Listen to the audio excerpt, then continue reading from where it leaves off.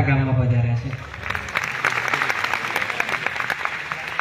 જોકે હમણાં ઘણા સમયથી આ વિચરણમાં થાક લાગ્યો છે, પણ છતાં જામ વંથલી બપોરે અમે હતા અને કાલે આજનો રાતનો પ્રોગ્રામ હતો જામનગર, એ બંધ રહ્યો। એટલે લાલજી મહારાજ કે આપણે બામટા સાહેબને વાત કરી કે એવું કંઈક ગોઠવા આયોજન કે જે હરિભક્તોને હમણાં લાભ ન મળ્યો હોય તેમને લાભ મળે અને અહીંયાથી પછી કાલે જવાનું હતું જે સર, એટલે કે વચ્ચે આપણે આરામી થઈ જાય। એટલે લાલજી મહારાજે સામેથી બગસરાનું નામ આપ્યું કે આપણે બગસરામાં જઈ અને બગસરાના ભક્તોને લાભ આપી। એટલે આપણા મોટા ભાગ છે। આપણે વાત કરતા હતા વચનામૃતમાં મધ્યનું 61મું નિયમ નિશ્ચય અને પક્ષનું, એમાં જે મહારાજે વાત કરી કે 3 વાના હોય એ પાકો સત્સંગી કહેવાય, નિયમ, નિશ્ચય અને પક્ષ। આપણે પ્રથમના પહેલા વચનામૃતમાં મહારાજે કીધું કે જીવને આ મનુષ્ય દેહ મળ્યા પછી દુર્લભમાં દુર્લભ શું છે, તો મહારાજને એ જ વાત બતાવી કે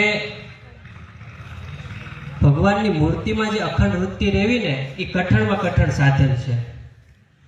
અને આપણે આ લોકમાં આવ્યા એટલે કરવાનું એ જ છે, એન કેન પ્રકારે ભગવાનની મૂર્તિમાં જોડાવાનું છે। અને જ્યાં સુધી ભગવાનની મૂર્તિમાં નહીં જોડાય ત્યાં સુધી આ મનુષ્ય દેહ છે એ આપણો વ્યર્થ છે, ત્યાં સુધી આ મનુષ્ય દેહની સાર્થકતા પણ નથી। અને આપણે 184 યોનિમાં ભટકતા ભટકતા આવ્યા છીએ અને મનુષ્ય દેહ આપણને આવો દુર્લભ પ્રાપ્ત થયો છે, એમાંય તે આપણને સર્વોપરી ભગવાનની ઓળખાણ થઈ છે। અને સર્વોપરી ભગવાનની ઓળખાણ થતા આપણને જે ઓરિજિનલ ધર્મકુળ છે એની ઓળખાણ થઈ છે, એ આપણા મોટા ભાગ છે।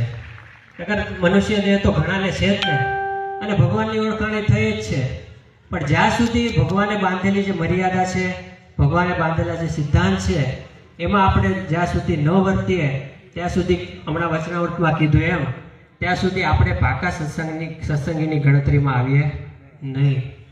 એટલે પાકા સત્સંગી થવું હોય, મેં પહેલાં કીધું ને કે આપણે હવે ક્યાં સુધી નીચી કેટેગરીમાં રહેવાનું છે, સત્સંગી થયા એટલે હવે આપણે ધીમે ધીમે સત્સંગ કરતાં કરતાં આપણે આગળ વધવાનું છે। અને આપણો આ માર્ગ છે એ કાંઈ સહેલો નથી, આ માર્ગ છે એ તલવારની ધાર ઉપર હાલવા જેવો માર્ગ છે, કેમ કે ભગવાન છે એમ સહેલાઈથી મળી જતા નથી, ભગવાનને મેળવવા ખૂબ દુર્લભ છે। પૂરે મોટા મોટા યોગીઓ થઈ ગયા, ઘણા હજારો વર્ષો તપ કર્યું, પણ છતાંય પંચ વિષય એવા છે, આ લોક એવો છે, માયિક પદાર્થો એવા છે કે ગમે એવા મોટા ઋષિઓ હતા પણ છતાંય એ આ લોકમાં આવ્યા અને માયિક સંબંધમાં આવ્યા, એ બધાય પડી ગયા છે। તો આપણે વિચારવાનું કે આપણે તો હજી એટલી સ્થિતિએ તો પહોંચ્યા નથી, એટલે આપણે ધીમે ધીમે આપણે આ સત્સંગ કરતાં કરતાં આપણે એવી સ્થિતિ પ્રાપ્ત કરવાની છે કે આપણે તો ભગવાન પ્રત્યે હેત કરીએ છીએ, ભગવાનને આપણે વાલ કરીએ છીએ, પણ ભગવાનની માળામાં, ભગવાનના મણકામાં આપણું નામ આવી જાય। એટલે આપણે સત્સંગ કરી અને એવી દ્રઢતા કેળવીએ કે આપણે ભગવાનના મણકામાં આવી જઈએ। આપણે વધારે તો તમને ખબર એમ છે એમ જ, જેના આશીર્વાદ લેવાના છે, જેનો વધારે લાભ લેવાનો છે, એમને જ આપણે ઘણા સમયથી રાહ જોતા હતા તમે બધા, અને એમની વિશેષ વાણીનો લાભ લેવો છે।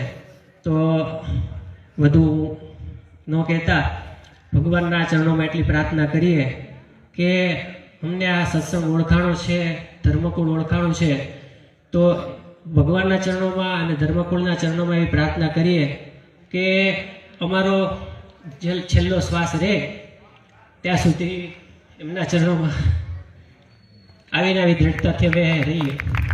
એટલું કંઈ મારી વાણી સહજાનંદ સ્વામી મહારાજ।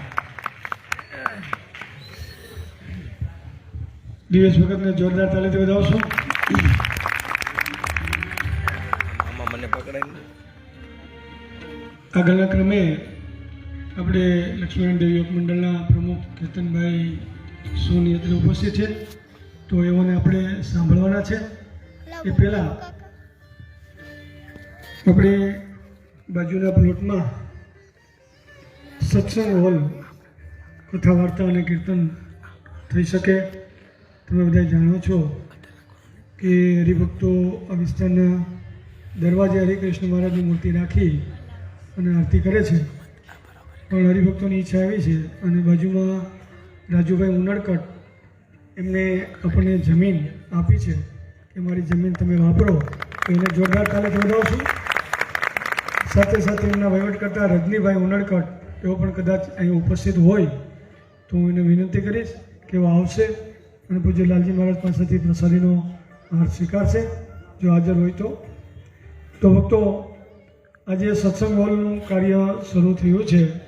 એ સત્સંગ હોલ આપણે પૂજ્યપાદ મહારાજ શ્રી લાલજી મહારાજની આજ્ઞા મુજબ એટલે સ્વામિનારાયણ વડતાલ ગાડી ટ્રસ્ટ એ અંતર્ગત એનું સંચાલન થશે અને એમાં જે થોડું દાન આવ્યું છે, જેમણે પ્રેમથી આપણને જાણ કરી છે, તો 1,51,000 રૂપિયા શ્રીજી ભરોસે આવ્યા છે, એને જોરદાર તાલીમ વધાવશું. બીજા પણ 1,51,000 રૂપિયા આવ્યા છે, એને પણ આપણે જોરદાર તાલીમથી વધાવશું. એમણે એવું કીધું છે કે અમારું નામ નહીં આપતા, તો નામ નહીં આપવાની શરતે, એટલે કે એને ગુપ્ત દાન કરવું હતું, પણ છતાં એણે જાહેરાત કરવાની ના પાડી હતી, પણ મારાથી રહેવાયું નથી, એટલે આપણે જાણ કરું છું. 51,000 રૂપિયા ભાઈ શ્રી દામજીભાઈ હરિયર, એમના અક્ષર નિવાસી પુત્ર યોગેશભાઈ દામજીભાઈ હરિયર, એમના મુક્ષાર્થે 51,000 રૂપિયા મહારાજની મૂર્તિ ભેટે આવેલ છે, તો એને જોરદાર તાળીથી વધાવશું. 21,111 રૂપિયા અક્ષર નિવાસી નરસિંહભાઈ દેવસિંહભાઈ નકુમ, હસ્તે બલવંતભાઈ, વસંતભાઈ, નીતિનભાઈ, અજયભાઈ અને ભાવેશભાઈ એમના તરફથી આવેલ છે, તો એમને જોરદાર તાળીથી વધાવશું. 5100 રૂપિયા વલ્લભભાઈ લક્ષ્મણભાઈ નકુમ એમના તરફથી આવેલ છે, તો એમને આપણે જોરદાર તાળીથી વધાવશું. તો આ જે ભક્તોનું દાન આવ્યું છે, તો એ બધાને આપણે ફરી જોરદાર તાળીથી વધાવશું. અને જે ભક્તોએ દાન આપવાની ઈચ્છા હોય તો એ કહેજો, તો એ પ્રમાણે દાનની નોંધ થશે. આ એક 5,000 રૂપિયા પ્રેમાનંદભાઈ મંજીભાઈ પુરોહિત એમના તરફથી આવેલ છે, તો એને તાળીથી વધાવશું. હવે આપણે ભાઈ શ્રી કેતનભાઈને વિનંતી કરશું. આવો કેતનભાઈ, પ્રસંગને અનુરૂપ 2 શબ્દો. સાથે 5100 રૂપિયા અક્ષર નિવાસી નરસિંહભાઈ દેવસિંહભાઈ નકુમ એમને પણ શેડ માટે આવેલ છે, તો એમને પણ જોરદાર તાલીથી વધાવશું. હવે આપણે સાંભળીએ, જો કે આપણે લાલજી મહારાજને જ આજ સાંભળવા છે, પણ અમારા લક્ષ્મીનારાયણ દેવ યોગ મંડળના કેતનભાઈ, તો એમને પણ સાંભળવા એક લાવો છે, તો આવો કેતનભાઈ. જન્મ્યા કૌશલ દેશ વેશ ભટનો લય તીર્થમાં ફર્યા, રામાનંદ મળ્યા સ્વધર્મ ચલવ્યો, યજ્ઞાદિ મોટા કર્યા, મોટા ધામ રચાર્યા ગઢપુરે, 2 દેશ ગાદી કરી, અંતર ધ્યાન થયા લીલા હરિતણી સંક્ષેપમાં ઉચ્ચરી. બોલો શ્રી સ્વામિનારાયણ ભગવાન, હરિકૃષ્ણ મહારાજ. આ સભા વિશે પ્રગટપણે બિરાજમાન એવા આપણા સૌ કોઈના ઈષ્ટદેવ શ્રી સ્વામિનારાયણ ભગવાન, પરમ પૂજ્ય ધર્મધુરંધર એક દળ આચાર્ય શ્રી અજેન્દ્ર પ્રસાદજી મહારાજ, પરમ પૂજ્ય ધર્મધુરંધર 108 ભાવી આચાર્ય શ્રી યોગેન્દ્ર પ્રસાદજી મહારાજ, પૂજ્ય પાર્ષદવર્ય સર્વેવાળા હરિભક્તને મારા જાજા કરીને જય સ્વામિનારાયણ.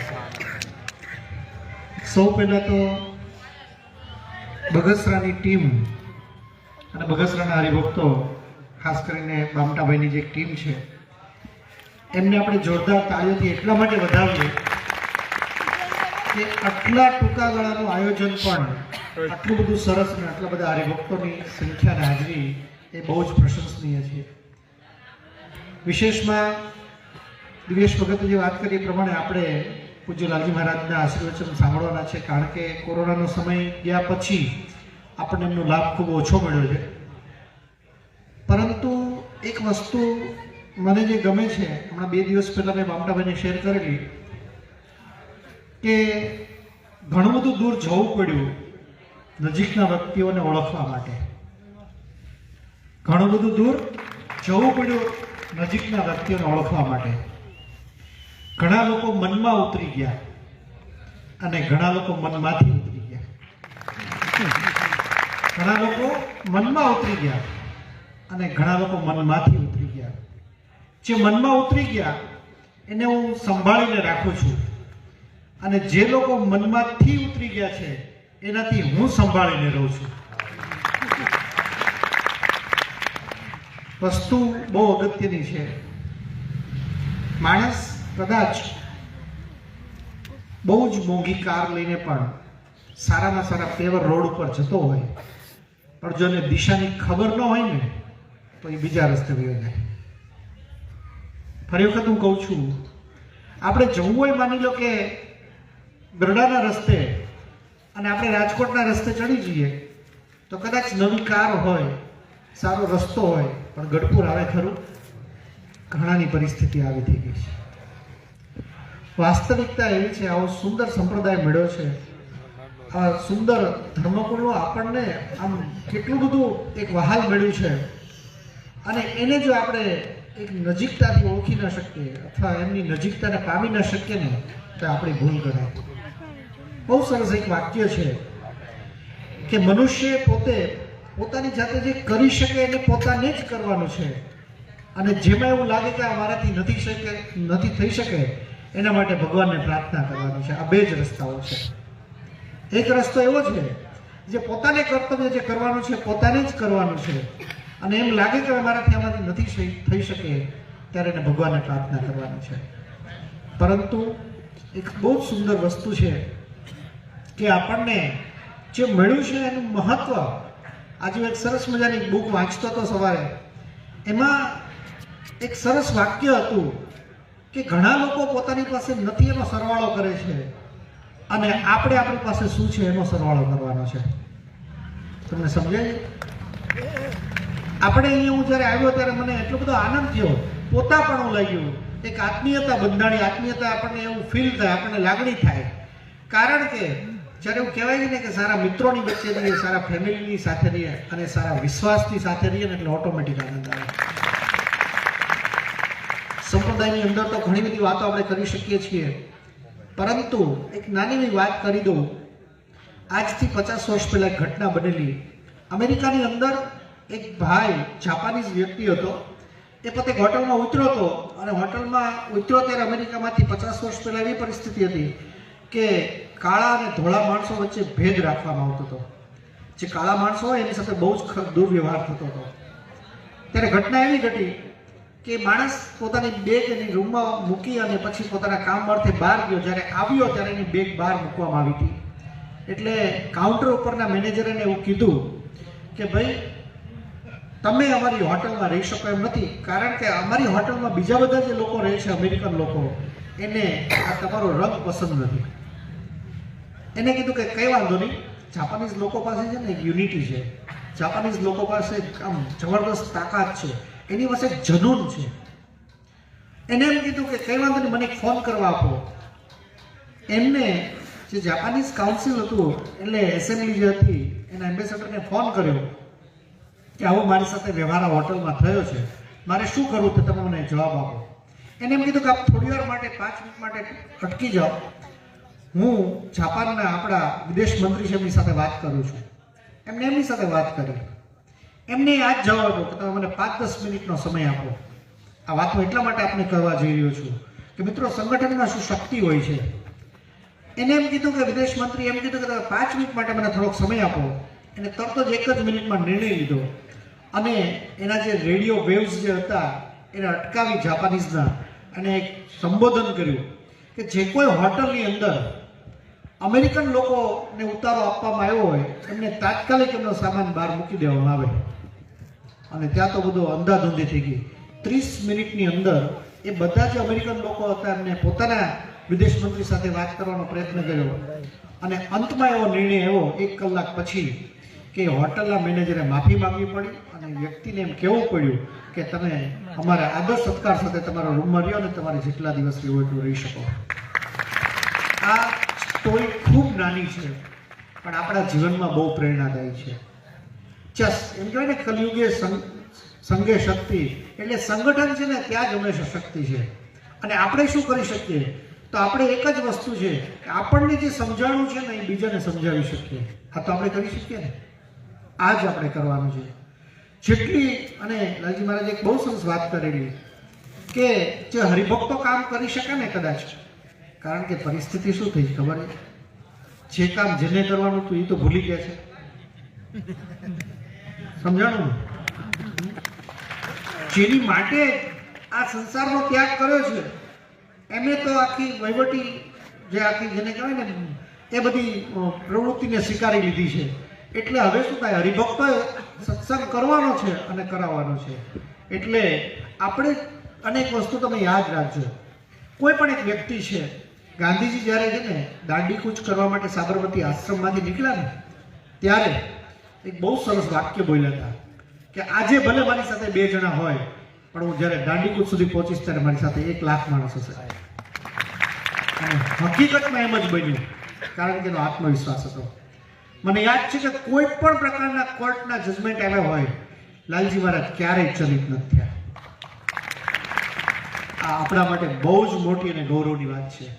એટલે અને એક વસ્તુ બહુ સરસ છે, આપણે તો ઘણા બધા સમયથી આમ એમના તમામ પ્રકારના સામિપ્યને અનુભવ્યું છે. એટલે આપણે એક સાબિતી સાથે કહી શકીએ કે અહીંયા છે તે બીજે નથી. આ સત્ય હકીકત છે.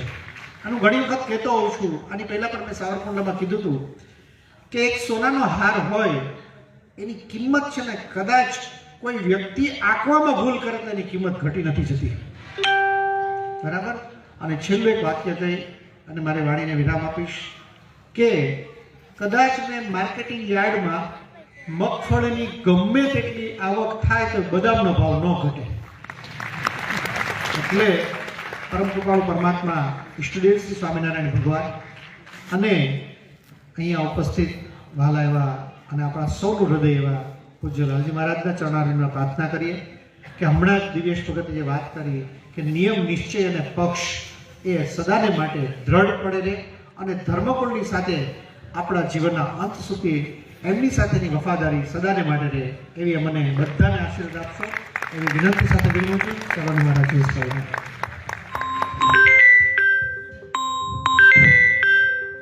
ખૂબ ખૂબ આભાર. કેતનભાઈને જોરદાર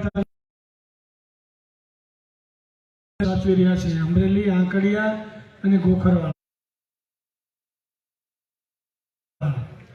અને ત્રણેય દેશની અંદર સત્સંગના કાર્યો એવા જોરદાર કરે છે કે કદાચ ઘણા લોકો પરિચિત છે, તો એમને આ તકે જોરદાર તાલીથી વધાવશું. સાથે સાથે જેમણે દાન આપ્યું છે એ ભક્તોને વિનંતી કરીશ કે પૂજ્ય લાલજી મહારાજ પાસે આવશે અને પ્રસાદીનો હાર સ્વીકારશે. અક્ષર નિવાસી નરસિંહભાઈ દેવસીભાઈના પ્રતિનિધિ રૂપે બળવંતભાઈ આવશે અને પ્રસાદીનો હાર સ્વીકારશે. ભાઈ દામજીભાઈ 51,000 રૂપિયા એ આવશે અને પ્રસાદીનો હાર સ્વીકારશે. ત્યારબાદ વલ્લભભાઈ લક્ષ્મણભાઈ નકુમ એવો આવશે. ત્યારબાદ અમારે કાશીમાં મને લગભગ 20 દિવસ પહેલાં મળ્યા મારા રામજીભાઈની દુકાને કે સાહેબ તમે આ બધા હરિભક્તો ભેગા મળી અને કાર્ય કરો છો તેમાં મારે 500 રૂપિયા આપવા છે. અને એમણે જે વાત કરી એની વાત કરી કે મારી પાસે પૈસા નહોતા એ મેં ભેગા કરી અને 25,000 રૂપિયા મેં આપ્યા હતા, પણ મને એવું લાગે છે કે મારા પૈસા એ ગયા, પણ હવે મારી પાસે 500 રૂપિયા છે, હું આપું છું. ત્યારે મેં માજીને કીધું કે માજી આ સત્સંગ હોલના કળશ હવે ચડી ગયા, તો એ કાશીમાને આપણે જોરદાર તાલીથી વધાવશું એમની નિષ્ઠાને. અને ભક્તો, આજે આ બધાએ લાલજી મહારાજના ધર્મકુળમાં અને પૂજ્ય અજંત પ્રસાદજી મહારાજ અને ભગવાન સ્વામિનારાયણના સિદ્ધાંતમાં આપ સૌ જે વિશ્વાસ ધરાવો છો અને આજે ઉપસ્થિત છો એ બદલ આપ સૌને ખૂબ ખૂબ અભિનંદન. હવે આપણે વધુ વાત નહીં કરતા હવે પૂજ્યપાદ લાલજી મહારાજને આપણે વિનંતી કરીએ કે બાપજી અમને એવા આશીર્વાદ આપો કે ભગવાન સ્વામિનારાયણના સિદ્ધાંત મુજબ અમે ભગવાન સ્વામિનારાયણનું શરણું ન છોડીએ અને અમને ખૂબ બળ મળે એવા અમને રૂડા આશીર્વાદ આપો. તો પૂજ્ય લાલજી મહારાજ.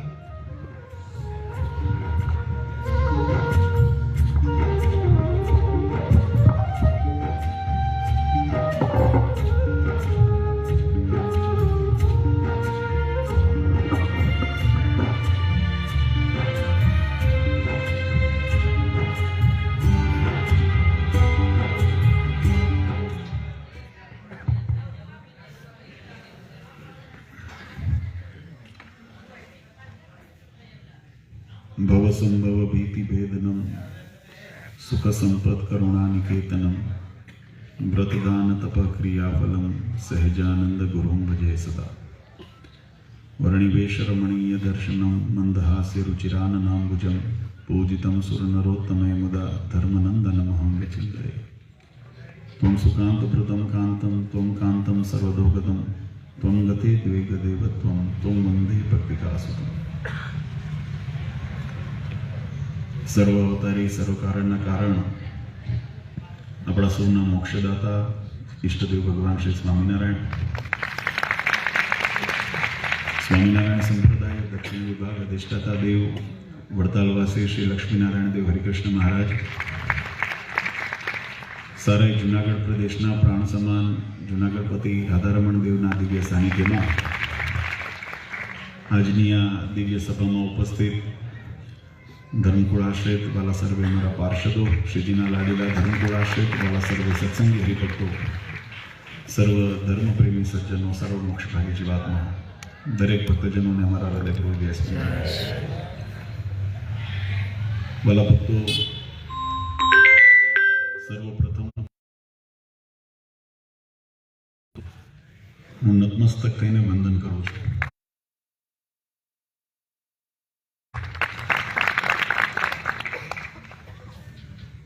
કારણ કે સારો દેશકાળ હોય ત્યારે તો ઘણી બધા મોટી વાતો કરતા હોય છે, પણ જ્યારે વિપરીત દેશકાળ હોય અને એમાં સત્સંગની નિષ્ઠા, ભગવાનના પક્ષ અને ભગવાનના સિદ્ધાંતોને શિરસાટે જાળવવા એ ખરેખર શૂરવીરતાનો સત્સંગ છે. આમ તો અનાયાસે આજની આ સભાનું આયોજન થયું છે, કારણ કે પૂર્વ આયોજિત કોઈ પ્રસંગ નહોતો, પણ જેમ અમારે ભગતે વાત કરી, એક કાર્યક્રમ કોઈ અગમ્ય કારણોસર રદ થયા અને સમય અમારી પાસે ખાલી હતો અને અમને એમ થાય કે આ દેહ છે, ભગવાને આપણને મનુષ્ય જન્મ આપ્યો છે, ધર્મકુળમાં જન્મ આપ્યો છે, તો જેટલો સત્સંગની અર્થે વપરાય એટલો સારો. અને એટલે સહેજે વાત કરી નંદલાલભાઈની કે કોઈ હરિભક્તોની જો પેન્ડિંગ ફાઇલ હોય અથવા તો કોઈએ પહેલાં વાત કરી હોય બાપુજી અમારે સભાનું આયોજન કરવું છે અને કોઈ કારણસર સમય ન આપી શક્યા હોઈએ તો આપણી પાસે 2-3 કલાક 4 કલાક કદાચ સમય અવકાશ મળશે. પણ નારિયેલ પેલો ભૂવો ધોણે નારિયેલ ગળભણી નાખે ને, જોકે નંદલાલભાઈ એવું નહોતું કર્યું. નંદલાલભાઈએ તો અગતરાય નાખ્યું હતું, આ કાર્યક્રમ અગતરાયનો હતો. પણ પછી અમને એમ થયું, મેં કીધું જામવંથળીથી અગતરાયથી કાલે સવારે જેસર પહોંચવાનું, બહુ લાંબો રન થઈ જાય. મેં કીધું કંઈક બગસરાની નજીક નથી? ત્યારે નંદલાલભાઈ કીધું ના બાબુજી તો બગસરા જ કરવું પડે ને. મેં કીધું હા, હું એ જ કહું છું, બગસરા જ કરીએ આપણે. કારણ કે છેલ્લા ઘણા સમયથી આ કોરોના મહાકાળ જે વિષમ પરિસ્થિતિ હતી સમગ્ર વિશ્વની અંદર, આપણા ઘણા બધા સત્સંગના કાર્યક્રમો પ્રસંગો બધા મોકૂફ હતા. એટલે આ બાજુ સત્સંગનો લાભ બધો એટલો નથી મળ્યો. ત્યારે એમ થયું કે જ્યારે આ વિસ્તારમાં વિચરણ કરીએ છીએ તો તમને બધા ભક્તોને મળીએ. અને એમાં મેં કીધું એમ કે 2 પ્રકારના વિષમ કાળ હતા, એક તો પ્રાકૃતિક અને એક મનુષ્યજન્ય. એ બંને વિષમ કાળની અંદર અમારા સત્સંગ પરિવારની ખબર અંતર પૂછ્યું એ અમારી માવતર તરીકે ફરજ છે. એટલે કોરોના કાળની અંદર પણ ફોન ઉપર ઓનલાઈન હરિભક્તોના માધ્યમથી સત્સંગ સમાચાર અમે હરિભક્તોના લેતા હતા અને આ બધા વિષમ પરિસ્થિતિની અંદર પણ આજે અહીંયા રૂબરૂ મળ્યા. તમને બધાને મળીને ખૂબ આનંદ થયો છે. વિશેષ તો સત્સંગની વાતમાં મહારાજે જીવાત્માને માટે મનુષ્ય જન્મની સફળતાનો એક સુંદર હેતુ બતાવ્યો છે. આ વાત એટલા માટે વાગોળવા જેવી છે કે ઘણી વખત જીવાત્માને પોતાના લક્ષ્યની જ્યારે સભાનતા ન હોય અથવા તો પોતાના લક્ષ્યની કિંમત ન હોય ત્યારે હમણાં કેતનભાઈએ વાત કરીને કે ગાડી લઈને તો નીકળી ગયા પણ દિશાની ખબર નથી એટલે એ ભટક્યા કરે છે. આ જીવાત્મા પણ અનંત જન્મોથી લક્ષ-84ની યાત્રાની અંદર ભટક્યા કરે છે. મહારાજને દયા આવી, મહારાજને આપણા ઉપર કરુણા દ્રષ્ટિ થઈ. ભગવાનને એમ થયું કે આ જીવાત્મા આમને આમ જો ભટક્યો કરશે તો ક્યારે કર્મ અને માયાના બંધનથી મુક્ત નહીં થાય, ક્યારે અમને નહીં પામે, અમારા ધામને નહીં પામે. અને એટલા માટે મહારાજ આ ધરા ઉપર પોતે સ્વયં પરમહંસોની સેના લઈને પધાર્યા. આ વાત બહુ સમજવા જેવી છે. આપણે ગીતાજીની અંદર ભગવાન કૃષ્ણચંદ્રએ કીધું છે, યદા યદા હિ ધર્મસ્ય ગ્લાનિર્ભવતિ ભારત અભ્યુત્થાનમ ધર્મસ્ય તદાત્માનમ સૃજામ્યહમ પરિત્રાણાય સાધુનામ વિનાશાય ચ દુષ્કૃતામ ધર્મ સંસ્થાપનાર્થાય સંભવામિ યુગે યુગે. ભગવાન કૃષ્ણ અર્જુનજીને એમ ગીતાની અંદર ઉપદેશ આપે છે કે હે અર્જુન, આ ધરા ઉપર જ્યારે જ્યારે અધર્મનો વ્યાપ થાય છે, અહીંયા આગળ બે શબ્દ મહારાજે વાપર્યા, ધરા ઉપર એટલે મૃત્યુલોકની અંદર, જ્યારે જ્યારે એટલે આ એવું નથી કે પહેલી વખત થતું હોય. અધર્મનો વ્યાપ સમયાંતરે થતો જ આવ્યો છે. એટલે આપણે ઘણી વખત એવું મૂંઝાઈએ ને કે આવું કેમ થયું, પણ હવે આ એક પ્રકૃતિ છે. દિવસ પછી રાત, રાત પછી દિવસ, દિવસ પછી રાત, રાત પછી દિવસ. એમ ધર્મની અંદર આપણી જ્યાં ગાફલત રહે, જાગૃત ધર્મવાન હરિભક્તો ભક્તોની જ્યારે ગાફલત રહે ત્યારે અધર્મ એનું માથું ઊંચું કરે છે. એટલે ભગવાને કીધું જ્યારે જ્યારે અધર્મ માથું ઊંચું કરે છે પછી આ ગાફલત કેટલી હોય છે કે આપણે સમયાંતરે, હું તમને વાત એટલા માટે સમજાવું છું કે આપણા ઘરની અંદર આપણે રોજ સવારે ઝાડુ લઈને સંજવારી કાઢીએ છીએ અને ઘરને ચોખ્ખું રાખીએ છીએ, પણ જો મહિનો દિવસ બહાર ગયા હોઈએ તો આવ્યા હોય તો કેટલું માટી ધૂળ વગેરે જામી ગયું હોય, પછી એને કાઢવું કઢટી પડે છે, મુશ્કેલ પડે છે. અને એમાં જો 2-5 વર્ષનું મકાન બંધ રહ્યું હોય તો અવાવરું થઈ ગયું હોય, ક્યાંક ઝાડવા નીકળી ગયા હોય, ક્યાંક બારીઓના કાચ તૂટી ગયા હોય, ક્યાંક અંદર ઉદ્યોગ લાગી ગઈ હોય, ઘણું બધું નુકસાન થયું હોય. સમયાંતરે જ્યારે એની સફાઈ કરવામાં આવે ત્યારે લાંબુ આયુષ્ય ભોગવે છે. જ્યારે સમયાંતરે સફાઈ ન કરો અને વધારે પડ્યું રહે તો એની અંદર નુકસાન જાજુ થાય. એમ સજ્જન વ્યક્તિઓની જ્યારે કોઈ વખત આળસ, કોઈ વખત પ્રમાદ, કોઈ વખત જેને કહેવાય એટલું ચીવટ નહીં હશે, થશે, એનું ભોગવશે, આપણે જતું કરો, આપણે બહુ ધ્યાન ન દીધું. એટલે જે આપણી જવાબદારી હતી એની અંદર જ્યારે યથાયોગ્ય જાગૃતિ ન હતી ત્યારે પરિણામ એવું આવ્યું કે અધર્મે પોતાનું માથું ઊંચું કર્યું. અને એના મૂળ એટલા ઊંડા ગયા, કારણ કે અધર્મ છે ને જેટલો ઉપર વધે એટલો ઊંડો વધે પાછો, અને જેટલો ઊંડો વધે એટલા મૂળ મજબૂત થાય. એમ અધર્મને જ્યારે મૂળ મજબૂત થયા, જ્યારે પછી આપણાથી પછી જ્યારે ત્રાહિમામ પોકાર્યું કે હવે બહુ હદ થઈ ગઈ, પણ ત્યારે મૂળ એટલા ઊંડા થઈ ગયા હોય. આપણે ખેતરની અંદર સમયાંતરે નિંદણ કરો ને ખેતીની અંદર. હવે જો ઘાસ ઉગ્યું હોય ને તરત નીંદી નાખો તો બહુ સરળતાથી નીકળી જાય, પણ જ્યારે એના મૂળિયા ઊંડા જતા રહ્યા હોય, બાવળના મૂળિયા ઊંડા જતા રહ્યા હોય, આંકડાના મૂળિયા ઊંડા જતા રહ્યા હોય, થોરના મૂળ ઊંડા જતા રહ્યા હોય, આ બધા ફળદ્રુપ નથી, આનો લાભ ન થાય, પણ ઉડતું જમીનને બગાડે, પાણીનો શોષ કરે. અને એટલે પછી કે આમ હાથેથી ખેંચે એવા નથી, પછી જેસીબી માં થાય છે જેવું ખેતરમાં, પછી જેસીબી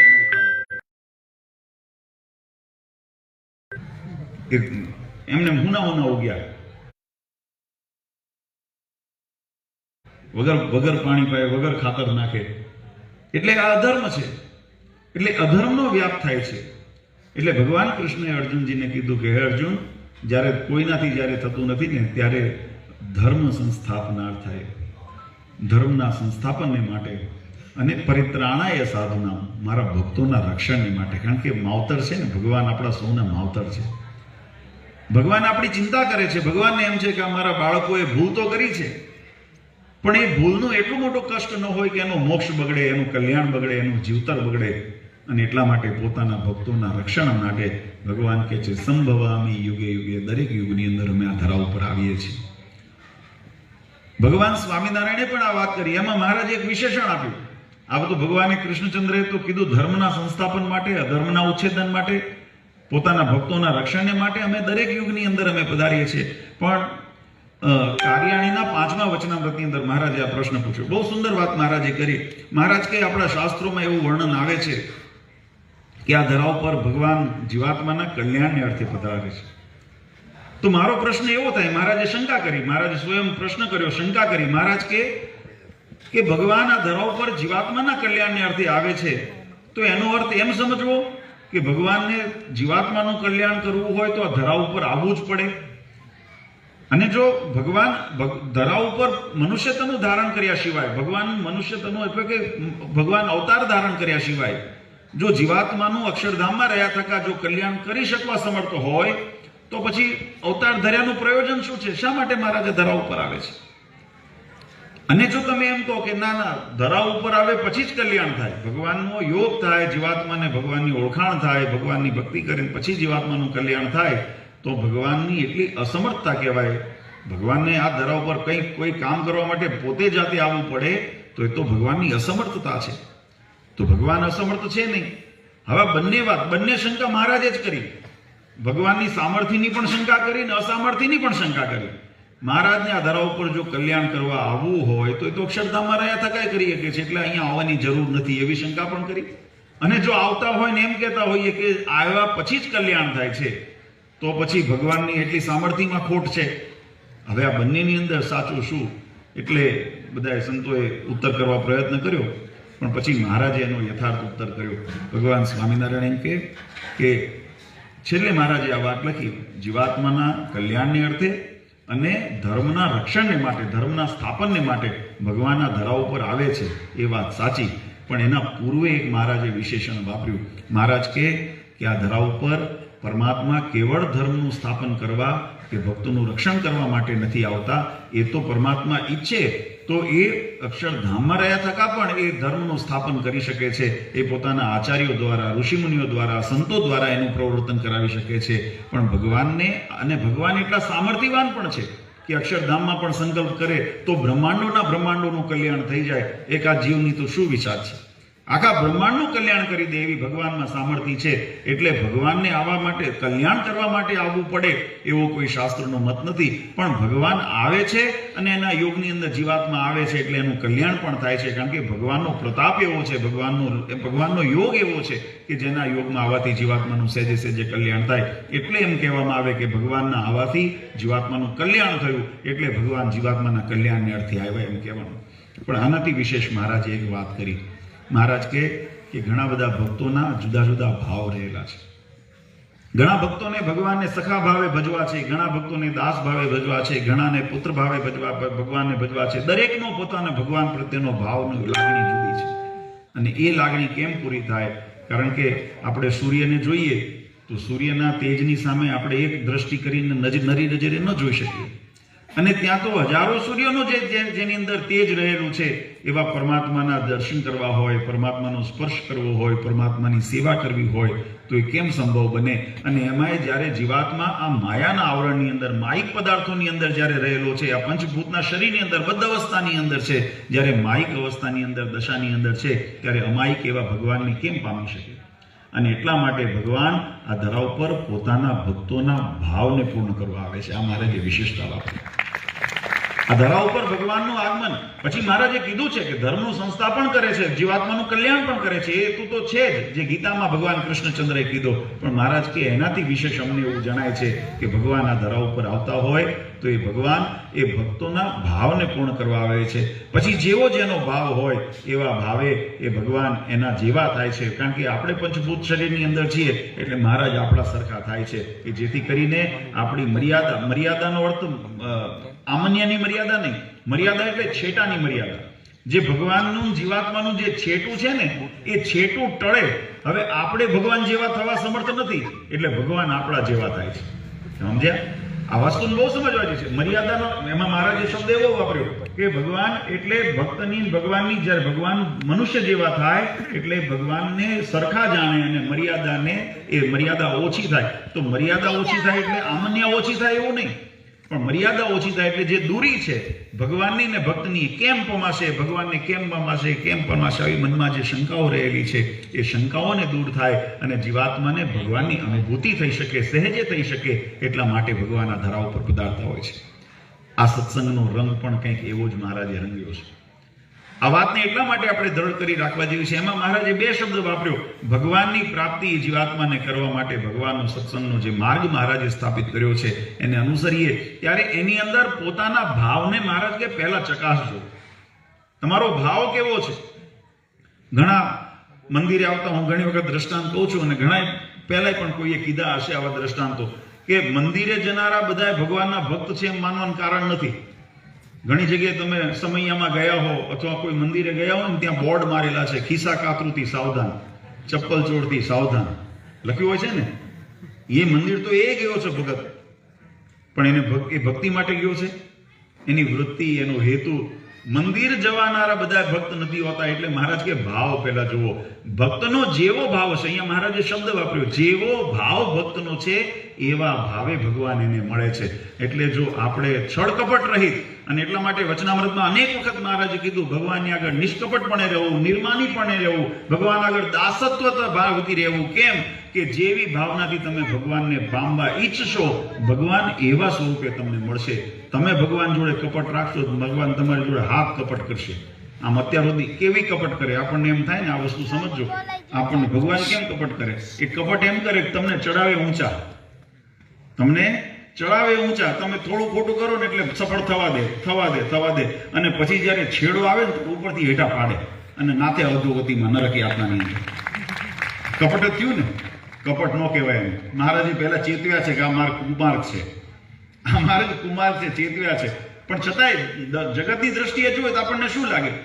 આટલી સફળતા ખોટું કરે છે ને આટલી સફળતા કેમ મળતી હશે? એ ભગવાન છેતરે છે. આમ આપણે ભગવાનને છેતરીએ છીએ, એમ ભગવાન આપણને છેતરતા હોય કે હારું બેટા તમે અધર્મ કરો છો ભલે કરો, તમે મોજ શોખ કરી લો, તમને કદાચ એમાં સુખની અનુભૂતિ થાય ભલે કરી લો, પણ જ્યારે એનો છેવાડો આવશે ને અને જ્યારે પાપનો ગળો ભરાશે, કર્મનો ગળો ભરાશે, ત્યારે અધોગતિની અંદર, નરક યાતનાની અંદર આ જીવાત્માને સડવું પડશે, લક 84 ની અંદર ભટકવું પડશે, નરક યાતના ભોગવવી પડશે, યમપુરીમાં જવું પડશે અને ક્યારેય છુટકારો નહીં થાય. મહારાજ કે જીવનો નાશ થઈ જશે, એમાં શંકાને સ્થાન નથી. આ વાત ભગવાન સ્વામિનારાયણ સિદ્ધાંત સમજાવે છે. અને એટલા માટે વાલા ભક્તો આપણે ખરેખર આ જગતની અંદર બહુ સમજવા જેવી વાત છે વાલા ભક્તો. સત્સંગની અંદર જીવાત્માને જે હેતુ છે, એટલા માટે શરૂઆતમાં અમે વાત કરી કે આપણા જીવનના મનુષ્ય જન્મના સાર્થક હેતુને સમજવાની જરૂર છે. વચનામૃતની અંદર મહારાજે કીધું કે આ પૂર્વે પણ જીવાત્માને આવા અવસર મળ્યા છે, પણ જે પૂર્વે આપણે કલ્યાણને પામી શક્યા નથી, કારણ કે ક્યાંક ને ક્યાંક આપણી કંઈક ભૂલ રહી ગઈ છે. અને ભૂલ કેવા પ્રકારની?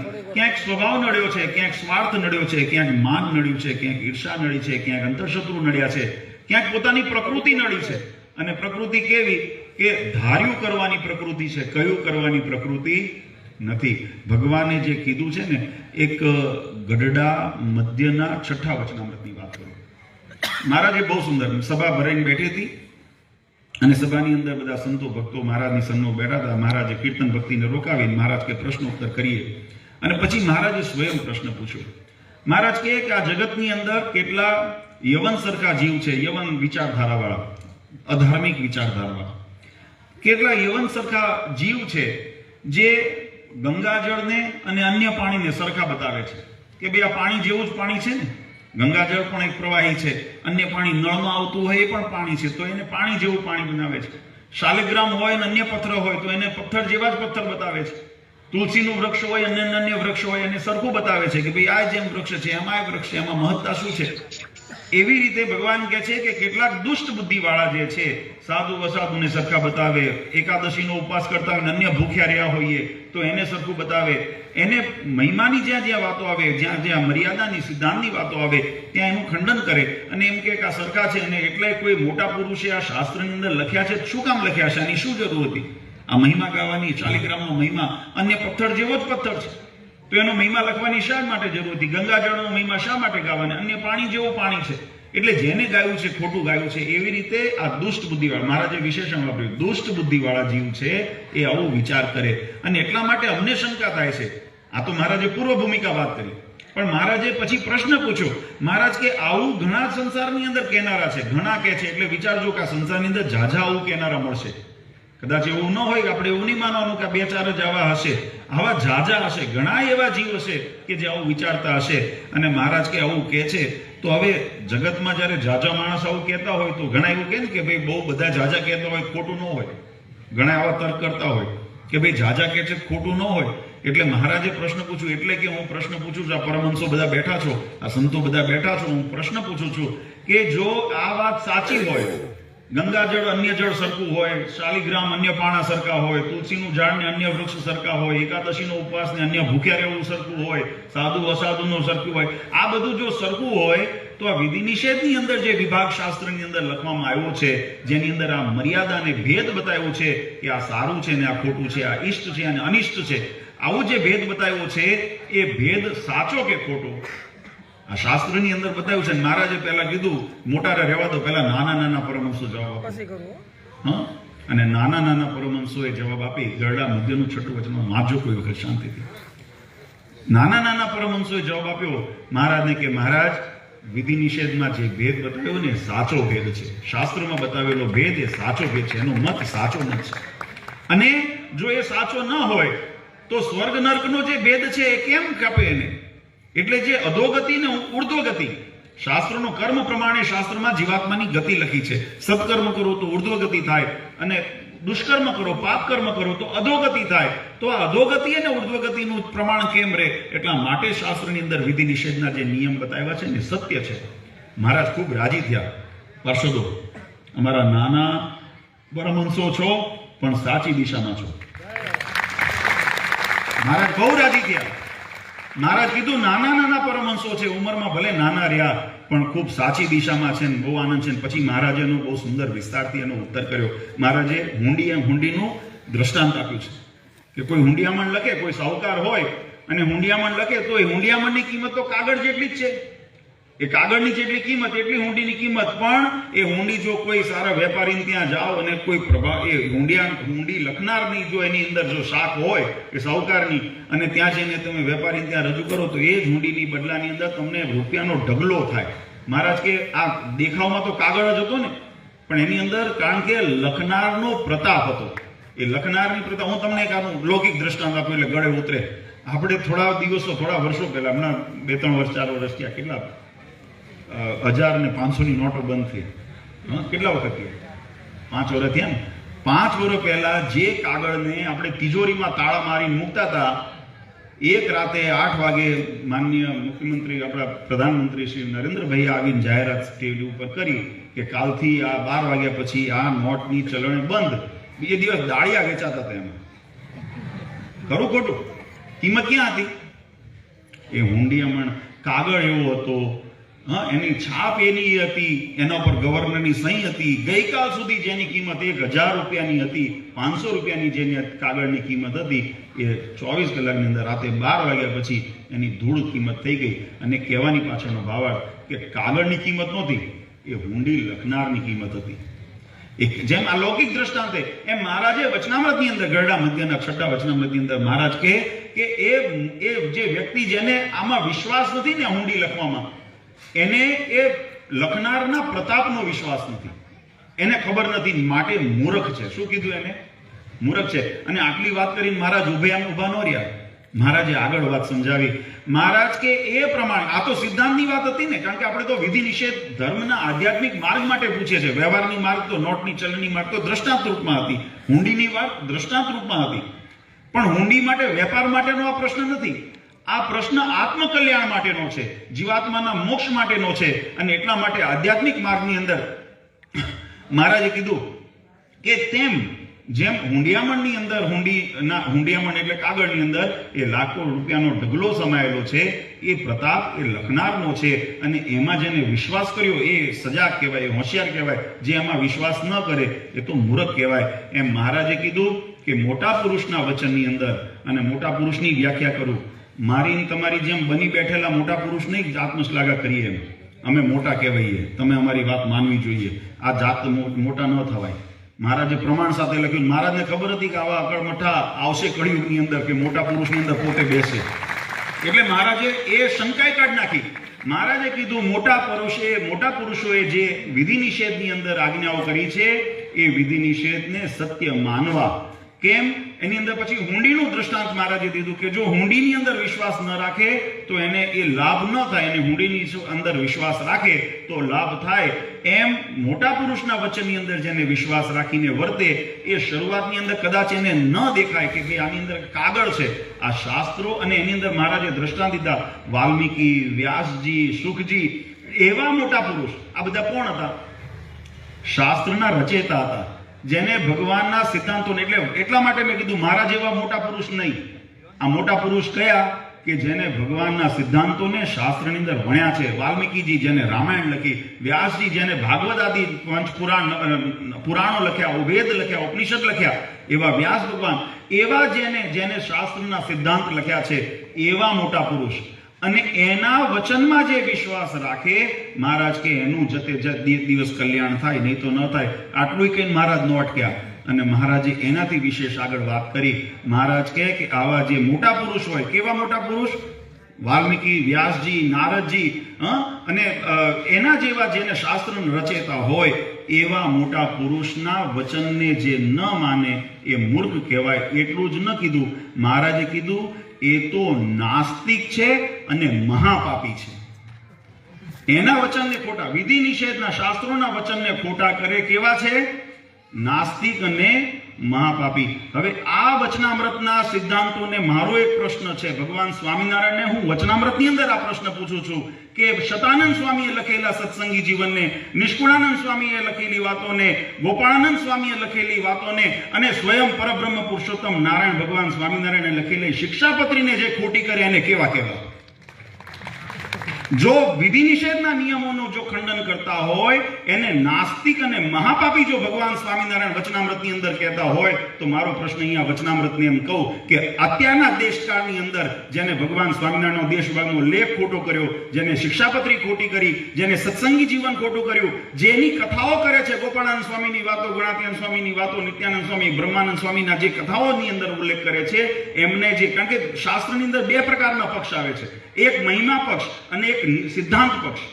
એક મહિમાની વાતો હોય અને બીજો વિધિ નિષેધનો વિભાગ હોય. જે વચનામૃતમાં મહારાજે કીધું વિધિ નિષેધનો વિભાગ, એ વિધિ નિષેધનો જે સિદ્ધાંતોનો વિભાગ છે એને ખોટો કરીને કેવળ મહિમાની વાતો કરવાથી મહારાજ કે મહાપાપી છે. આજે ભગવાન સતાનંદ સ્વામી જેવાના લખેલા સત્સંગી જીવનના શબ્દોને ખોટા કરી અને મનસ્વી સત્સંગને જે દળાવવા માંગતો હોય એને કેવા કહેવા? એનો ક્યારે ઉદ્ધાર થાય? એટલા માટે વાલા ભક્તો કહું છું કે આ જગતની અંદર આપણે પોતાના હેતુને યાદ રાખજો. જો સત્સંગની અંદર મોક્ષ માટે આપણે આવ્યા છીએ, ભગવાનને રાજી કરવા આવ્યા છીએ, તો આપણે મહાપાપી બનીને ક્યારે ભગવાનના ધામમાં નહીં જઈ શકીએ. મહારાજે જ્યારે ચોખ્ખો બતાવ્યો ને અને કીધું સભાને કેવા કરીને અમારા અક્ષરધામમાં લઈ જવા છે, તો આવા અણિશુદ્ધ જ્યારે થશો ત્યારે મહારાજ કે અમારા અક્ષરધામની અંદર તમને લઈ જશું. અને એવા અણિશુદ્ધ થવા માટે મહારાજે આ સત્સંગની રીત પ્રવૃત્તાવી છે. અને આજે ખરેખર બગસરાના ભક્તોને, આમ તો સમગ્ર સત્સંગને અમારે ધન્યવાદ દેવા જોઈએ કે આવા વિષમ દેશકાળની અંદર, વિપરીત વાયરાની અંદર પણ જે ભક્તોએ ખરેખર નિષ્ઠાને પકડી રાખી છે ને, ભગવાનની આજ્ઞા, શિક્ષાપત્રી, વચનામૃત, સત્સંગી જીવનના સિદ્ધાંતને પકડી રાખ્યો છે ને, એ જ વાસ્તવમાં સત્સંગી છે. એ જ વાસ્તવમાં ભગવાનને પામા. બાકી બધા જગતની અંદર આડંબરની અંદર જશે અને પછી શું થશે? કે વિનાશાય ચ દુષ્કૃતામ ધર્મ સંસ્થાપનાર્થાય સંભવામિ યુગે યુગે. ભગવાનનો વિરુદ્ધ છે. કળિયુગ જ્યારે અંતિમ ચરણ સુધી પહોંચશે ત્યાં સુધી આ બધું હાલશે. એટલે એનાથી કંઈ ગભરાવાની જરૂર નથી. એ કળિયુગનો માર્ગ છે, એ કળિયુગનો માર્ગ છે. કળિયુગની અંદર આ બધું હાલવાનું છે. એનાથી તમારે ચિંતા કરવાની જીવાત્માએ જરૂર નથી. જીવાત્માએ સાવધાન રહેવાની જરૂર છે. કેતનભાઈએ બહુ એક સુંદર વાત કરી. જે મનથી ઉતરી ગયા છે જેને મનથી ઉતારી દીધા છે એનાથી હું સાવધાન રહું છું, અને જે મનથી ઉતરી ગયા છે એને શું કીધું હું ભૂલી ગયો પાછું. સંભાળીને રાખો, બહુ સરસ એ શબ્દો યાદ રાખવા જેવા છે. જે મનમાં ઉતર્યા છે, અંતરમાં જે ઉતર્યા છે ને એને હું સંભાળીને રાખું છું, અને જે મનથી ઉતરી ગયા છે એનાથી હું સંભાળીને રહું છું. એટલે આ જગતની અંદર સંભાળીને રહેતા શીખી જાઓ. આ જગતમાં જો અમારા જેવા છેતરતા હોય, જો કે અમારા માટે તો મહારાજ લખી ગયા ધરમકુળ ભોળું છે, એટલે અમને તો છેતરવા વાળા જાજા મળે છે, પણ તમે બધા ભોળો નહીં એટલું ધ્યાન રાખજો. અને એ અમને આનંદ એ વાતનો છે કે આ જગતની અંદર જો મહારાજે શિક્ષાપત્રની અંદર એટલા માટે મેં કીધું ભગવાને સાવધાન પહેલા કર્યા, ભગવાને સાવધાન પહેલા ડગલે પગલે કર્યા છે. આપણી મેં કીધું ને આળસ, પ્રમાદ, અજ્ઞાનતા, ક્યાંક આપણને આપણી કંઈક લાભે હશે, ક્યાંક લાલચે હશે, ઘણી વખત આપણી મૂર્ખાઈમાં પણ હશે કે જ્યારે આપણે અનિષ્ટ સામે હોવા છતાં પણ આપણે આંખો બંધ કરી દીધી. આપણે માની લીધું અંધારું, આંખ બંધ કરીને પછી સૂર્ય હતો પણ છતાંય માની લીધું અંધારું છે, અને અંધારામાં ત્યાં લાઇટ કરીને આપણે માનીએ દિવસ છે. તો એ આપણી ક્યાંક ને ક્યાંક ભૂલો બની શકે, હોઈ શકે, પણ છતાંય ભગવાનને મહારાજની મોટી દયા છે કે હજુ આપણી મતિ ભ્રષ્ટ નથી થઈ, એ આપણા ઉપર ભગવાનની મોટી કૃપા છે. કદાચ નાની મોટી દોષ રહ્યા છે એટલે અજ્ઞાનતા વશ આપણે કોઈ વખત એવે વિશ્વાસ કરી બેઠા, અને વિશ્વાસમાં એટલે મહારાજે શિક્ષાપત્રીની અંદર બહુ સાવધાન કર્યા છે. ચોર, પાપી, વ્યસની નામ સંગ, પાખંડી નામ તથા કામી નામ ચ ન કર્તવ્યો કાર્ય તેષામ ન સંગમ. પછી લખ્યું કે ભક્તિ જ્ઞાનમાં માલવ્ય સ્ત્રી રસ લોલુભા કાર્ય તેષામ ન સંગમ. જે સ્ત્રી દ્રવ્યના રોષડુભા ભક્તિ જ્ઞાનનું અવલંબન ઓઢીને બહાર દેખાય કેવું આડંબરની અંદર કે મોટો ભક્ત છે, મોટો જ્ઞાની છે, પણ એનું અવલંબન કરીને અને પાપની અંદર પ્રવૃત્તા હોય, મહારાજ કે એનાથી સાવધાન રહેજો. એની શિક્ષાપત્રીમાં આપણને ચેતવીને ગયા, પણ આપણે ઓળખી ન શક્યા એટલે ક્યાંક ભટકાણા. પણ હવે એક વખત ભટકાણા પછી બીજી વખત સાવધાન થવાય ને. પહેલી વખત ભટકાણા એટલે બીજી વખત સાવધાન થઈ જવાય, ફરી માથું ન ભટકાડાય. એમ એક વખત ભટકાણા છીએ તો સાવધાન થયા છીએ. હવે ભગવાનને પ્રાર્થના કરજો મહારાજ આવા અમને ન ભટકાય. હવે મહારાજને પ્રાર્થના કરજો મહારાજ ફરી આવા અમને ન ભટકાય. આ કેવા છે સત્સંગી વચનામૃતના શબ્દો પ્રમાણે મહારાજ કે વિધિ નિષેધ, વ્યાસ, વાલ્મીકી, આરાશર, વેદવ્યાસ ભગવાન અને નારદજી જેવાના જે શાસ્ત્રોના મતને ખોટા કરે એ નાસ્તિક અને મહાપાપી છે. એ જ સિદ્ધાંતને જો આપણે સંપ્રદાયમાં વર્તમાન પરિસ્થિતિમાં જોઈએ તો શિક્ષાપત્રી, વચનામૃત, દેશભાગનો લેખ, સત્સંગી જીવન, નિષ્કુળાનંદ કાવ્ય, ગોપાળાનંદ સ્વામીની વાતો, ગુણાત્યાન સ્વામીની વાતો, અદ્ભુતાનંદ સ્વામીની વાતો, આધારાનંદ સ્વામીની વાતો, આ 500 પરમહંસોએ જે સત્સંગની અંદર પ્રથા પાડી અને જે પરંપરા ઊભી કરી એને ખોટી કરી અને મનસ્વી જે વર્તતા હોય એ એનાથી વધારે મહાપાપી છે. માટે એનાથી સાવધાન રહેજો. 4 પ્રકારના નાસ્તિકથી મહારાજ કે ચેતીને રહેવું. આ સત્સંગની અંદર એ મોક્ષનો ખપ હોય ને આ વસ્તુ છે. અને એટલા માટે વાલા ભક્તો, જો કે વધારે સમય નથી લેવો, પણ ખૂબ આનંદ થયો કે આજે મેં કીધું એમ સમગ્ર સત્સંગની અંદર જાગૃતિ અને ભગવાનની નિષ્ઠાનો ખૂબ બળ છે, અને ભગવાનની ખૂબ બહુ અનુકંપા છે કે મહારાજે જે મુમુક્ષુ હતા એની મતિ ફરી નથી. બાકી તો જેની જ્યાં જવું હોય ત્યાં એ એનું ભાગ્ય લઈને ભોગવશે, લક્ષ 84ના ફેરા ભોગવશે કે નરકની યાત્રા ભોગવે એને જવાબદારી છે. પણ જેને મોક્ષની ઈચ્છા છે એને ભગવાનનો માર્ગ મૂક્યો નથી. અને એટલા માટે મેં કીધું ભગવાન ભક્તના લાડને લડાવવા માટે આ જગતમાં આવે છે. એટલે એવું માનવાનું કારણ નથી કે કોકના બાંધ્યા બંધાઈને રહેશે. કદાચ કોઈ એમ કે રાધારમણ દેવના મંદિરની અંદર તાળા માર દઉં, રાધારમણ દેવ આપણા માટે આપણા હૃદયની અંદર આવીને વાત કરશે, આપણી જો વફાદારી હશે. કદાચ કોઈ એમ કે અમે અહીંયા આગળ મને હુકમ લાવી દઈએ, તાળા માર દઈએ, તો એનાથી મૂંઝાવાની જરૂર નથી. ભગવાન આપણા હૃદયની અંદર કાયમ માટે વાસ કરી રહેશે.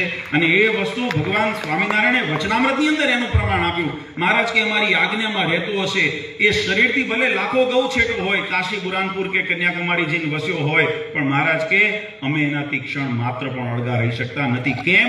અમારી આજ્ઞામાં વર્તે છે. એટલે ભગવાન આપણી સાથે છે, ભગવાન આપણા હૃદયની અંદર કાયમ રહ્યા છે. એની ખુમારી રાખજો અને એવી નિષ્ઠાથી કાયમ ભક્તિ કરજો કે ભગવાન કાયમ આપણી સાથે રહે. ક્યારે પણ આપણે ભગવાનથી આ જગતમાં બીજું બધું કદાચ લૂંટાતું હોય તો ભલે લૂંટાય, પણ ભગવાન ન લૂંટાય. મહારાજ કીધું જગતના કોઈ ખરખરો ક્યારે કરવો, ખરખરો ક્યારે કરવો? કોઈ વાલી વસ્તુ લૂંટાઈ ગઈ હોય, કોઈ પ્રિયજન મરી ગયા હોય, સ્વાભાવિક રીતે પ્રકૃતિ છે, દુઃખ થાય, પણ એનો ખરખરો ન કરવો. મહારાજ કે ખરખરો ત્યારે કરો જ્યારે મોક્ષ માર્ગ રૂંધાઈ જાય. હજુ આપણો મોક્ષ માર્ગ રૂંધાનો નથી ને, એટલે આપણે ખરખરા કરવાની જરૂર નથી. આપણા માટે પરબ્રહ્મ પુરુષોત્તમ નારાયણના 1000 હાથ છે આપણા ઉપર.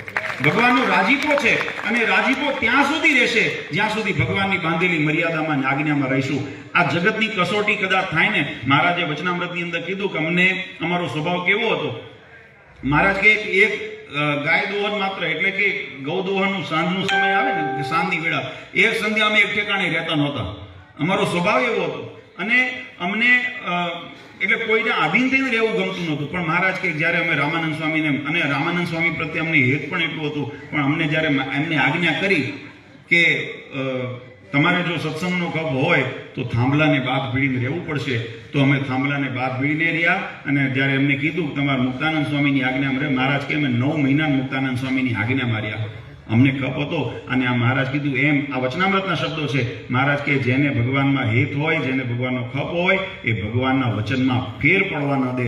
એમ આપણે ભગવાનના વચનની અંદર ફેર ન પડવા દઈએ, આપણા આચરણમાં ન પડવા દઈએ, આપણા વિચારમાં ન પડવા દઈએ, આપણી ક્રિયામાં ન પડવા દઈએ. એ રીતે મન કર્મ વચને જ્યારે ભગવાનની વચનની અંદર આપણે રહીએ ત્યારે ભગવાનનો રાજીપો આપણા ઉપર કાયમ, અત્યારે જેમ ઉતર્યો છે એમ કાયમ ઉતરતો રહેશે. જગતની પરીક્ષા ભગવાન લેતા હોય તો પાર પણ ભગવાન જ ઉતારશે. અને કદાચ જગતની અંદર આપણે સફળ થઈએ, નિષ્ફળ થઈએ, જગતની દ્રષ્ટિએ જે જોવું હોય, પણ ભગવાનના ધામની અંદર આપણા માટે દરવાજા ખુલ્લા રહેશે. અને મહારાજ, જેમ મહારાજે વચનામૃતની અંદર લખ્યું કે એવા જીવાત્માને અમે અંત સમયે કોઈને વિમાન લઈને, કોઈને ગરુડ લઈને અમે જાતે, મહારાજ કે અમે અથવા અમારા પાર્ષદો, અમારા સંતોને, અમે અમારા મુક્તોને મોકલીએ છીએ અને જીવાત્માને પોતાના ધામમાં તેડી દઈએ છીએ. એમ આપણા માટે પણ ભગવાન ચોક્કસ આપણી ચિંતા કરશે. એટલા માટે વાલા ભક્તો, ખૂબ ભગવાનનું ભજન કરજો. વધારે સમય નથી લેતો, પણ તમારી સૌની પુનઃ એક વખત બધા બગસરાના ભક્તોને ખાસ કરીને એમની જે નિષ્ઠા છે એ નિષ્ઠાને ફરી એક વખત વંદન કરું છું અને ભગવાનને પ્રાર્થના કરું. આવીને આવી નિયમ નિશ્ચય પક્ષની ભાવના, અમારે ભક્તોએ જે વાત કરી કે જેને સત્સંગનો ખપ હોય એને નિયમ નિશ્ચય પક્ષ દ્રઢ હોય, અને દ્રઢતાની સ્વરૂપ જ એ છે કે એની અંદર કોઈ વિકલ્પ ન હોય. એવું જે ભગવાનની નિષ્ઠાનો જે નિર્વિકલ્પ જે નિષ્ઠા, એવી નિર્વિકલ્પ નિષ્ઠા કાયમ બધા ભક્તોની રહે. અને ભગવાનનું ખૂબ ભજન કરો. ભગવાન તમને સૌને સુખ્યા રાખે. દરેક રીતે મહારાજ સૌનો સંકલ્પ પૂર્ણ કરે. અને વિશેષ કરીને જ્યારે આપણા અહીંયા સત્સંગના પોષણને માટે અહીંયા જ્યારે હોલનું કામ આપણે કરી રહ્યા છે ત્યારે ભગવાનને પ્રાર્થના કરીએ કે એ પણ કામ વહેલી તકે પૂર્ણ થાય, જેથી અત્યારે જે આવી અવ્યવસ્થાની અંદર થોડુંક ભક્તોને અત્યારે ભક્તિ કરે છે એને બધાને કોઈ સ્થાન મળે અને ભગવાનનું ભજન થાય. અને કાયમવાલા ભક્તો કહું છું, મહારાજના શબ્દોની અંદર, મહારાજ કે હાથ માળની હવેલી હોય ને મોક્ષનું કલ્યાણનું સાધન નથી, પણ જો નાની ઝૂંપડી હશે, ફાટલી ગોદડી હશે અને ત્યાં આગળ એક દીવો ટમટમતો હોય, પણ ત્યાં ધર્મ, ભક્તિ, જ્ઞાન, વૈરાગ્યને પોષણ મળતું હોય ને તો એ કલ્યાણનું ભાતું ત્યાંથી બંધાય છે. એમ આપણા માટે કલ્યાણનું ભાતું નથી બંધાશે એનો મને વિશ્વાસ છે. એ કલ્યાણનું ભાતું બાંધવા માટે આપણે મહેનત કરીએ છીએ. તો દરેક ભક્તો એની અંદર સહકારમાં આપજો અને ખૂબ એનો બધા લાભ લેજો એવી ભગવાન શ્રી હરિના ચરણારીમાં પ્રાર્થના કરી પરમ પૂજ્ય સનાતન ધર્મ